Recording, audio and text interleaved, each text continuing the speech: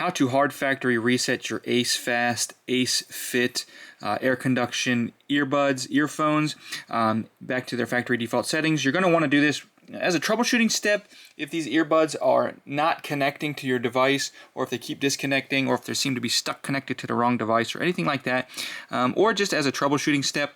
Not as a troubleshooting step, as if if you want to just wipe them off and have them forget everything they've been paired with in the past. It's very easy to do. So what we're going to do is, with the earbuds in the case open, you can see right now these lights are blinking. That's just because they're in pairing mode. It doesn't really matter. What we're going to do is we're going to come in and we're going to hold the button on the back of each of these simultaneously for 5 seconds, and then it will reset. And we'll know that it's reset when these lights will go solid white for a few seconds, and then it will restart and it will basically go back to right now, which is pairing mode. If it's in something else, it'll do something else, but once it resets, it'll go back to pairing mode, which will be this blinking white light. So I'm going to show you how to do it here.